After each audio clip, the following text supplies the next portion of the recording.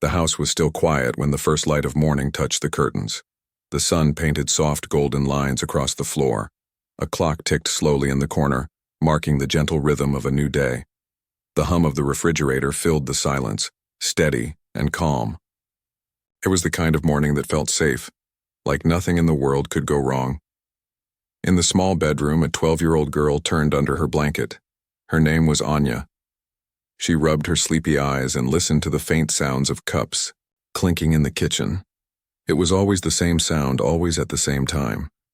She smiled without even opening her eyes. It meant her grandfather was awake. It meant the day had truly begun. Anya slipped out of bed, her bare feet touching the cool floor. The air smelled faintly of tea leaves and toasted bread. She followed the smell, her steps light and careful, almost like she was sneaking up on a secret. In the kitchen, her grandfather was already busy. He was not tall, but he stood straight, moving with quiet grace. His silver hair caught the sunlight. He poured hot tea into a cup, the steam rising and mixing with the morning air. The sound of the spoon gently stirring filled the space. He turned, when he felt her standing there. His eyes lit up in the way only a grandfather's eyes could. "You're awake early," he said, his voice calm, deep and warm. Anya nodded, her smile shy but bright. "I heard the cups," she answered softly. He chuckled. The cups gave me away again." The room felt alive with their small exchange. It was not just words. It was comfort, the kind of bond that did not need many explanations. Anya sat at the wooden table, her hands folded under her chin. She watched as her grandfather moved around. The kettle hissed, the bread popped up from the toaster, and the soft scraping of butter spread across it made her mouth water. "What will you do today?" her grandfather asked as he placed a plate before her. "I don't know," Anya admitted. "Maybe read, maybe draw." He nodded, sliding into the chair across from her. The chair creaked under his weight, a familiar sound that belonged to mornings like this. "That sounds good. But don't forget the garden. The plants will miss you if you don't say hello." She giggled. "Plants don't miss people." "Oh, but they do," he said with a playful seriousness. "You'll see. When you walk out, the flowers will stand taller, and the leaves will shine brighter. They'll say, 'Ah, here comes Anya.'" Her laugh filled the room, clear and light, mixing with the hum of the house. She loved how he could make the ordinary sound magical. They ate in silence for a few minutes, but it was not empty silence. It was warm, filled with little sounds. The clock ticking, the soft crunch of toast, the gentle sip of tea. Every sound was part of their world, a world only they shared. After breakfast, her grandfather leaned back in his chair. His eyes drifted toward the window where the curtains swayed with the morning breeze. "You know," he said slowly, "mornings like this are a gift. Quiet, simple, but full of life. You must remember them." Anya tilted her head. "Why, remember? There will always be mornings like this." He looked at her with a smile that was kind but carried something deeper, something she did not yet understand. "Yes, but not all mornings last forever. That's why we must treasure them while they are here." His words floated in the air, gentle but heavy. Anya did not fully grasp them, but she stored them in her heart. The rest of the morning moved, softly. Anya helped wash the cups, her small hands struggling with the soap bubbles. Her grandfather dried them with a cloth, humming a tune she had never heard but somehow recognized. The sound of running water, the clink of plates, and his low humming created a music of its own. When the work was done, he patted her head. "Shall we take a walk outside?" She nodded eagerly. Together they stepped out into the garden.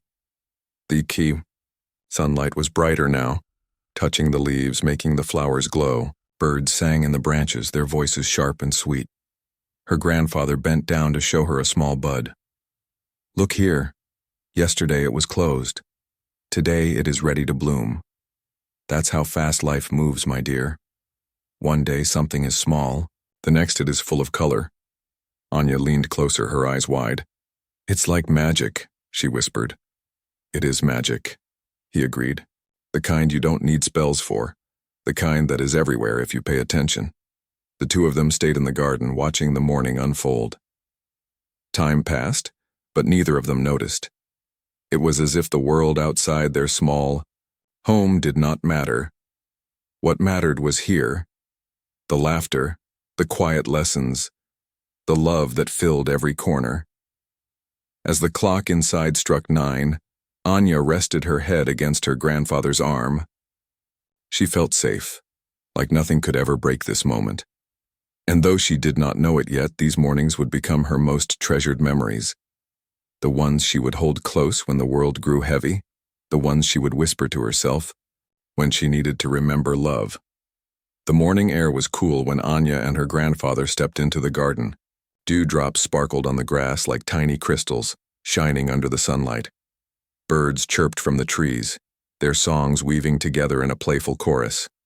Somewhere in the distance, a dog barked, then silence returned, soft and calm. The garden was not big, but to Anya it felt like another world. A narrow stone path wound through patches of flowers, herbs, and vegetables. Butterflies danced lazily from one plant to another. The smell of earth and blossoms mixed with the faint sweetness of jasmine still lingering from the night. Her grandfather walked slowly, his hands folded behind his back. Every step was steady, as if he had walked this path for 100 years.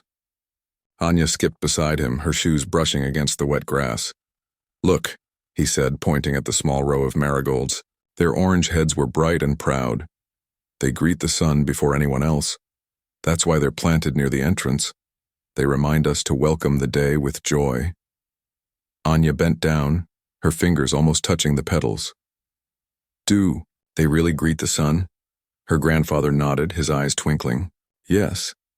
Flowers know how to live better than most people. They don't complain. They just open themselves to the light." The words settled into her heart, though she did not speak. She only watched the marigolds, as if they might nod back to her. They moved deeper into the garden, where rows of tomato plants stood with tiny green fruits. Bees hummed lazily around them. The air buzzed with their sound.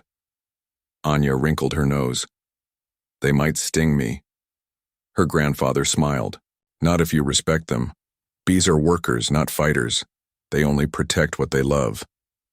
Anya stayed close to him, listening to the soft hum of the bees. Slowly, her fear faded, replaced with a strange kind of admiration. Then they reached the farthest corner of the garden. This place was different. It was shaded by an old guava tree whose branches stretched wide, heavy with leaves. Beneath it, the air was cooler, filled with the smell of damp soil. The stone path ended here, and wild grass took over. "This," her grandfather said, lowering his voice, "is our secret garden." Anya's eyes widened. "Secret?" He crouched down, brushing aside some leaves to reveal a small patch of wildflowers. Tiny purple blooms hid among the green, delicate and soft. "These grow only here. I never told anyone, not even your parents. Only you will know now." Her heart beat faster, a mix of excitement and honor. "Only me?" she whispered. "Only you," he confirmed, smiling. "This place is yours as much as it is mine." She knelt beside him, her fingers hovering over the tiny flowers. "Why is it secret?" "Because some things," he said, "become more special when not everyone knows about them. A secret garden is a treasure, and treasures are meant to be protected." The words sank deep inside her. She felt important, trusted, and connected to him in a way that was bigger than she could explain. They sat under the guava tree together, listening. The world here sounded different, softer, slower. The rustle of leaves, the buzzing of bees far away, the occasional thud of a ripe guava falling to the ground. Even the air seemed to whisper secrets only they could hear. Her grandfather leaned, back against the trunk. "When I was a boy, I also had a secret place, a place I could escape to where I felt free. Every child should have one. Now this is yours." Anya rested her head against her knees. "I'll keep it safe." He smiled, closing his eyes for a moment. "I know you will." They stayed like that for a long time, She told him about the book she wanted to read, the pictures she wanted to draw. He listened, nodding, sometimes adding a quiet word. And in between, silence stretched. Not an empty silence, but a full one, filled with trust and understanding. Before they left, her grandfather picked one small purple flower and handed it to her. "Keep this," he said. "Not because it's rare, but because it reminds you of what's hidden, waiting to be discovered." She held the flower carefully, as if it might break in her hand. When they returned to the house, the day had grown brighter. The clock inside ticked louder now, and the smell of lunch began to drift from the kitchen. But Anya's thoughts were still in the secret garden under the shade of the guava tree. That night, as she lay in bed, she kept the flower under her pillow. She closed her eyes and thought of the hidden corner, the wild blooms, and her grandfather's voice. She felt safe, proud, and strangely grown up. She didn't know then that the secret garden would stay with her long after childhood ended. She didn't know that years later, when life grew hard, the memory of that hidden place would return to her like a gentle light. But for now, she was just a 12-year-old girl, falling asleep with a smile, holding on to a secret too beautiful to tell. Evening came softly, wrapping the house in a calm glow. The sky outside turned shades of pink and orange, then slowly darkened into a quiet blue. The air cooled, carrying the smell of wet soil after the garden had been watered. Inside, the living room filled with small sounds, the tick-tock of the clock, the faint hiss of the kettle, and the creak of the old wooden chair in the corner. That chair was not just any chair. To Anya, it was the story chair. It stood by the window, its arms worn smooth from years of use. The cushion sagged in the middle, but it was the most comfortable place in the house. When her grandfather sat in it, the chair seemed to come alive, ready to hold not just him but the worlds he carried in his memory. Anya hurried into the room, her book left forgotten on the table. She climbed onto the small stool beside the chair, her eyes shining with expectation. "Will you tell me a story tonight?" she asked. Her grandfather settled into the chair, his joints creaking as much as the wood itself. He gave her a knowing smile. "A story? Which one shall it be tonight?" "The one about your childhood," she said quickly. "The one with the mango tree." He laughed, the sound low and rich. "Ah, the mango tree, you never tire of that one." "Because it's my favorite," she insisted. He leaned back, closing his eyes for a moment. The room grew quieter, as if the walls themselves were listening. The only sound was the faint hum of the ceiling fan above.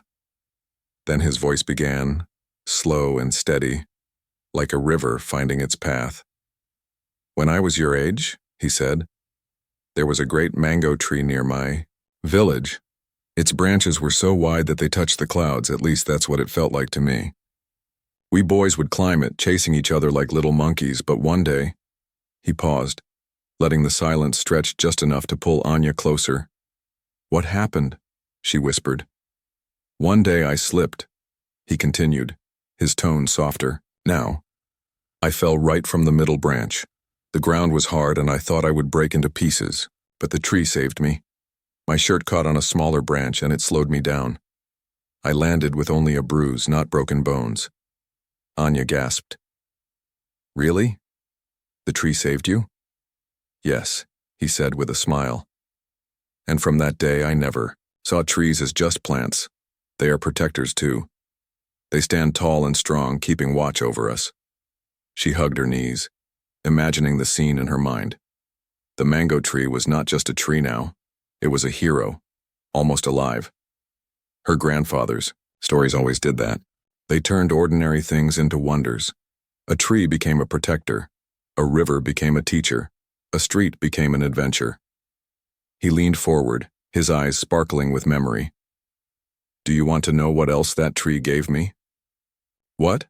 He lowered his voice, almost like a secret. "The sweetest mango I have ever tasted. I can still remember the juice dripping down my chin, the sun warm on my back, and the laughter of my friends. That mango was more than fruit. It was joy." Anya laughed, clapping her hands. I wish I could taste it. Someday, he said, you will taste your own mango, the kind that stays in your memory forever. The story ended, but the room remained full of its echo. The fire in the small stove crackled, filling the silence with warmth. Outside, a cricket sang. Inside, Anya sat in thought, her heart buzzing with images she could almost touch. She turned to him. Tell me another one. He chuckled. Ah, greedy for more, are you? Please, she begged, her eyes wide. He nodded. All right, one more, but this time not about me. This one is about the moon. Her eyes lit up. The moon? Yes, he said, leaning back again. His voice grew softer, almost like a lullaby. Long ago, people believed the moon was a guardian. At night, when children were afraid, the moon would follow them, shining its light so they were never alone. That's why, no matter where you walk, the moon seems to walk with you. Anya looked toward the window where the moon had begun to rise, round and glowing. It does follow us, she said, wonder in her voice. Exactly, he whispered. It's like a silent friend keeping watch, just like I watch over you. Her chest tightened with a feeling she could not name, something warm, something deep. She leaned against his arm, her small frame fitting into the curve of his side. He placed his hand gently on her head. For a moment, there were no words. Only the soft ticking of the clock, the hum of the fan, and the steady beat of two hearts sitting close together. Soon her eyelids grew heavy. His voice faded into the rhythm of her dreams. The story chair creaked softly as he shifted, making sure she was comfortable. He looked at her, sleeping with a faint smile still on her lips, and whispered to himself, May you always carry these stories, little one. Even when I am gone. The night deepened. The fire dimmed. And in the corner of the room, the story chair stood silently, holding not just a grandfather and a granddaughter, but the weight of memories that would last far longer than the night. Rain tapped gently against the window. Outside, the world was wrapped in silver mist, the garden hidden under a veil of falling drops. The roof sang with the soft drumming of water, while the smell of wet earth drifted in through the half-open window. Inside the house, it was warm. The kettle hummed on the stove, and a blanket rested on the old sofa. Anya curled herself into the blanket, her knees pulled close to her chest. She loved the rain, but only when she was safe indoors, where every sound became music and every shadow felt soft. Her grandfather sat across from her, a steaming cup of tea in his hand. The lamplight touched his face, making his silver hair shine like threads of moonlight. Neither spoke for a while. The rain did the talking. Patter, patter, patter, filling the silence with comfort. The clock ticked steadily in the background. It was the kind of silence that wrapped them together, not apart. Finally, her grandfather set down his cup and looked at her. Do you know what I love about the rain? He asked. She shook her head, curious. It washes away everything, he said softly. Dust, heat, even sadness. It reminds us that no matter how heavy life becomes, there is always a chance to begin again. Anya thought about his words, staring at the drops sliding down the glass. Does that mean people can begin again too? He nodded. Yes, my dear, people most of all. For a long time she was quiet. Then, almost shyly, she whispered, Dadu, will you always be here? With me? Her question hung in the air like a fragile string, trembling under the weight of her hope.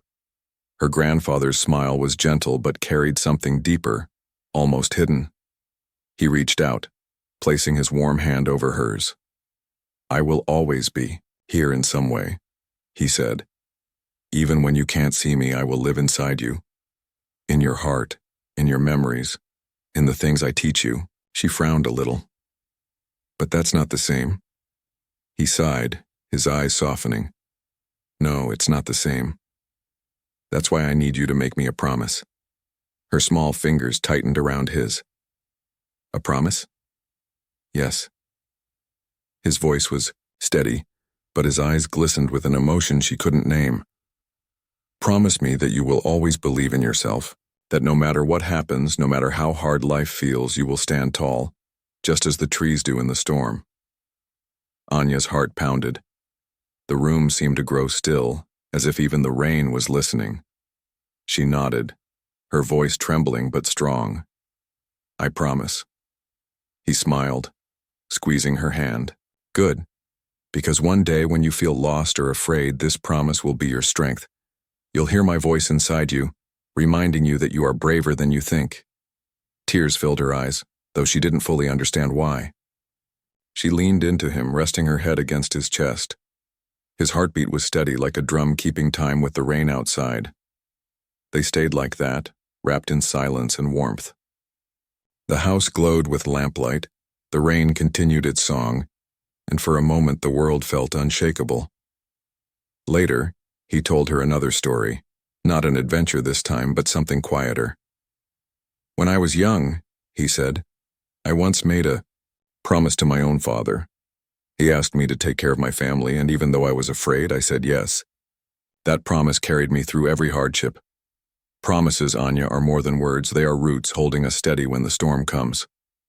She listened closely, memorizing every syllable. She felt the weight of her own promise settle deep inside her, like a seed planted in her heart. The night stretched on. The rain slowed, turning into a soft drizzle. The kettle whistled again, and he rose to pour another cup. The floor creaked under his steps, and the gentle clink of the spoon echoed through the quiet. When he returned, she was still watching him with wide eyes. "Dadu?" she asked. "What if I break the promise?" He smiled faintly, handing her a cup of warm milk. "Then you make it again. That's the beauty of promises. They bend, they heal, they grow back stronger, just as we do." She nodded, holding the cup with both hands. The warmth spread through her, chasing away the last of her fear. That night when she went to bed, she lay awake longer than usual. The rain had stopped, but drops still slid from the roof, tapping softly against the ground. She repeated the promise to herself over and over, whispering into the darkness, "I promise I will believe in myself." Her eyes grew heavy, but her heart stayed awake, holding on to the words as tightly as she held on to her grandfather's hand earlier. And though she was too young to know it, this promise would become the thread that tied her past to her future. Years later, when storms truly came, it would return to her like a voice in the rain, steady, calm, and full of love. The house had always been full of small, gentle sounds: the steady tick of the clock, the creak of the story chair, the clink of cups in the morning. But one evening, Anya noticed something strange. The sounds were there, yet the house felt quieter. It was as if a soft blanket had been laid over everything, muting the world. Her grandfather sat by the window, his hands resting on his knees. The book he had been reading lay unopened on the table. Normally he would tell her a story or hum a tune, but tonight he only stared outside, watching the sky fade into gray. Anya sat on the floor, hugging her toy rabbit. She waited for him to speak, but he didn't. The silence stretched, longer and heavier with each minute. She shifted uncomfortably, her young heart sensing something was not right. "Dadu?" she whispered. He turned his head slowly, his smile, faint but tired. "Yes, my dear." "Why are you so quiet?" He patted her hand gently. "Just thinking. Sometimes silence holds more than words." But she wasn't convinced. His voice sounded weaker than before, like a flame flickering against the wind. The next morning, she woke to the familiar sound of the kettle hissing. Relief washed over her. Maybe she had only imagined his tiredness. She ran to the kitchen, expecting to see him moving briskly as always. But when she entered, she found him sitting at the table, the kettle still whistling loudly on the stove. "Dadu!" she cried, rushing to turn it off. "The water's boiling over." He looked at her with apologetic eyes. "Ah, I forgot." Forgot. That was not like him. He never forgot the kettle. He never forgot anything. Anya frowned, but she didn't argue. She only placed the teacup in front of him and sat close by, studying his face. There were new lines there, deeper than before, and his hands trembled slightly when he lifted the cup. That day, the garden felt different too. He walked slower, leaning on the wooden stick he rarely used. When he bent to touch the marigolds, he had to pause longer to catch his breath. "Are you okay?" Anya asked, her voice small. He nodded, forcing a smile. "Just a little tired." "Don't worry." But worry grew in her anyway. It grew silently, like shadows at sunset. In the evening, she waited eagerly for the story chair to come alive with his voice, but when he sat down, he closed his eyes instead. "No story tonight, little one," he murmured. She felt her chest tighten. "But you always tell a story." He reached out, stroking her hair. "Sometimes silence is its own story." She leaned against him, trying to believe it. But the silence felt heavy, pressing on her shoulders. She could hear every tick of the clock, every sigh of the fan, every beat of her own heart. But not his stories. Days passed like this, each one quieter than the last. The house seemed to breathe slower. The garden seemed to droop, as if it, too, noticed his silence. One afternoon she walked into his room and found him sitting on the edge of the bed, staring at his old watch. The ticking was faint, almost lost in the stillness. "Dadu?" she asked softly. He looked up, his eyes tired but gentle. "Do you hear it, Anya? The ticking?" She nodded. "Time is a strange thing," he whispered. "When we are young, it runs ahead of us. When we grow old, it walks slower, almost beside us, and then one day," he stopped, leaving the sentence unfinished. Anya didn't want to hear the end. She quickly climbed onto the bed, wrapping her arms around him. "Don't talk like that." He smiled faintly, kissing her hair. "I'm sorry. Sometimes I forget. You are still small." But she didn't feel small. She felt heavy, carrying a fear she didn't know how to name. That night, as rain began to fall again, she lay awake listening. Normally, she would hear him humming softly from the living room. But tonight there was only the sound of rain, steady and unbroken. The silence pressed in, making her chest ache. She whispered into the darkness, as if he could still hear. "Don't be silent, Dadu, please." Tears slid down her cheeks, though she didn't fully understand why.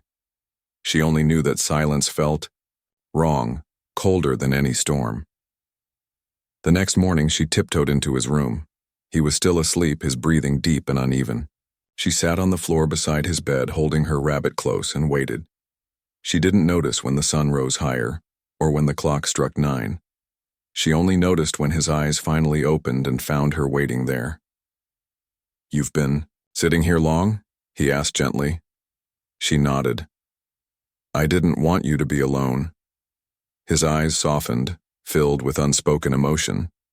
He reached out weakly and squeezed her hand. "You'll never let me be alone, will you?" "Never," she whispered. And in that promise, the silence cracked just a little. Not broken, not gone, but softened. The weight of it lifted enough for her to breathe again. Still, deep in her heart, she knew. The silence had begun its story, and one day it would finish it. The morning began quietly, softer than any morning Anya could remember. The curtains barely moved, as if even the breeze was hesitant. The clock ticked steadily, but each tick felt slower, stretched thin across the silence of the house. Anya woke early, her eyes heavy from little sleep. Something inside her told her today was different, though she could not explain how. She slipped out of bed and padded into the kitchen, her small feet making almost no sound on the floor. Her grandfather was already there, sitting at the table. Usually he would be moving about, preparing tea, humming under his breath, clinking cups against saucers. But today the kettle was cold. The cups were empty. He sat very still, his hands resting on the table as if even lifting them required too much effort. "Dadu?" Anya whispered, stepping closer. He turned his head slowly, and when he smiled, it was faint but full of warmth. "Good morning, my dear." His voice was softer than usual, but it carried the same love that had filled all the mornings before. Anya bit her lip. She wanted to ask if he was all right, but the words stuck in her throat. Instead, she went to the cupboard and carefully took out 2 cups.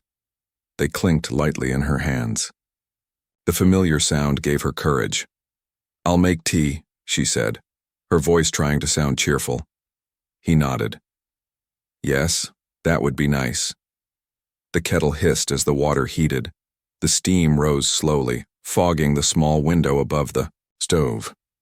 The smell of tea leaves filled the air, sharp yet comforting. Anya poured the hot water, her hands trembling slightly, afraid of spilling.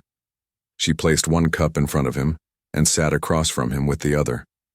For a while they drank, in silence.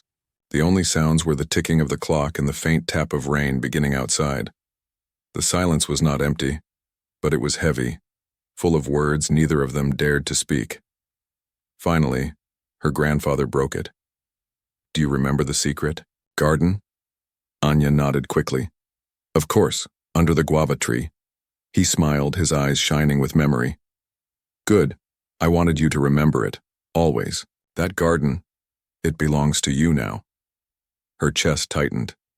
"But it's ours," she whispered. "It was ours," he corrected gently. "Now it is yours.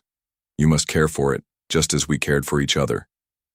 Anya stared at him, tears stinging her eyes. She wanted to argue, to tell him not to talk like this. But his voice was calm, steady, like someone closing a book carefully after reading the last page. She pushed her cup away and ran to his side, climbing onto the chair beside him. She wrapped her arms around him, pressing her face into his chest. "Don't leave me, Dadu," she whispered, her words breaking. He held her close, his hand resting on her back. His touch was weaker than before, but the love in it was stronger than anything she had ever known. "Shh," he murmured. "I'm not leaving you. I will stay here, in every story, in every flower of the garden, in every promise you keep." The rain outside grew heavier, pattering against the roof as if echoing her tears. After some time, he lifted her chin gently so she would look at him. His eyes were calm, filled with both sadness and peace. "Listen to me, Anya. Life will not always be kind. There will be days when you feel alone, days when you are afraid. But remember this morning. Remember this love. It will guide you." She nodded, though her tears kept falling. He smiled faintly, brushing them away with his thumb. "No more crying. Let us finish our tea, yes?" They sat together again, sipping slowly. The tea had grown lukewarm, but neither minded. Every sip felt like a ritual, a goodbye without the word goodbye. When the cups were empty, he leaned back in his chair, his eyes drifting toward the window. The rain had softened again, falling gently now, almost tender. "This is a good morning," he said quietly. "Simple, peaceful. A morning worth remembering." Anya leaned against him, listening to the steady beat of his heart. She wanted to freeze time, to hold on to this moment forever. She closed her eyes, memorizing everything. The smell of tea, the sound of rain, the warmth of his hand. The clock ticked on. The house breathed in silence, and though she could not name it, she knew this morning was their last together. Later, when she was older, she would replay it in her mind again and again. The cups on the table, the rain outside, the words he gave her like gifts. It was a memory carved into her heart, one that never faded. For now, she was only a girl holding on to her grandfather's hand, whispering promises to herself in the quiet. And though she did not know it, those promises would carry her through every shadow that came after. The house was still when morning came. No clink of cups, no kettle hissing, no quiet humming from the kitchen. The silence felt different now, not just heavy but final. Anya woke to the strange stillness. At first, she thought she had overslept. She rushed to the kitchen, expecting to see her grandfather at the table, but the chair was empty. The cups were untouched. Her heart thudded. She ran to his room. The door was half open, the dim light of dawn spilling across the floor. He was lying on the bed, his face pale but peaceful. His breathing was shallow, each rise and fall of his chest softer than the last. "Dadu?" she whispered, stepping closer. His eyes opened slowly as if it took all his strength. When he saw her, his lips curved into the faintest smile. "My dear," he said weakly. She rushed to his side, holding his hand tightly. His skin was cool, his fingers trembling, but he squeezed her hand back with what little strength he had left. "Don't leave me," she whispered, her eyes filling with tears. He looked at her gently, his gaze calm, almost peaceful. "Every story must have an ending," he said softly. "But endings are not the end, they are doors to new stories." Her tears fell, soaking into the blanket. She shook her head. "I don't want a new story. I want you." His hand moved slowly, brushing her cheek. "You will always have me. In the garden, in the promise, in the stories we shared. I will live inside you." His words broke her heart even more. She clung to him, pressing her face into his chest, listening to the weak but steady beat of his heart. The room was quiet, except for the faint ticking of his old watch on the bedside table. Tick-tock, tick-tock. A rhythm that seemed to count down the final moments they had together. His breathing grew weaker. His eyes fluttered closed, then opened again. He whispered, "Be brave, Anya. Always." Her tears came harder. "I promise," she said, her voice breaking. "I promise, Dadu." He smiled, the smallest, softest smile. And then, silence. The ticking of the watch continued, but his chest no longer rose. His hand grew still in hers. Anya froze, her breath caught in her throat. She shook him gently. "Dadu," she whispered again, then louder, "Dadu." But there was no answer. Only the watch ticking, the rain beginning to fall outside, and the heavy silence that filled the room. She buried her face in his chest, her sobs breaking through the quiet. The world outside moved on. Birds calling faintly, raindrops tapping against the window, but for her, everything had stopped. Minutes passed, or maybe hours. She didn't know. She only knew she couldn't let go of his hand. It was the last piece of him she could still hold. Finally, she sat up, wiping her tears with the back of her hand. Her eyes landed on the old watch by the bed. She reached for it, her fingers trembling, and fastened it around her wrist. The ticking sounded louder now, close to her pulse. It was as if part of him was still with her, keeping time for her when her own heart felt too heavy. She kissed his forehead gently. "Goodbye, Dadu," she whispered. "I'll keep the promise. I'll carry you with me." The words were shaky, but they were true. When she stepped out of the room, the house felt different. Emptier, quieter, but also filled with echoes of him. The creak of the story chair, the smell of tea, the hidden flowers in the secret garden. All of it carried his presence. Outside, the rain slowed, turning into a soft drizzle. The world seemed to pause, as if bowing its head with her grief. She walked into the garden, barefoot, the wet grass cold against her skin. She went straight to the guava tree, to the secret place he had shown her. The small purple flowers were still there, swaying gently in the breeze. She knelt down, tears mixing with the rain on her face. "This is ours," she whispered. "And now it's mine.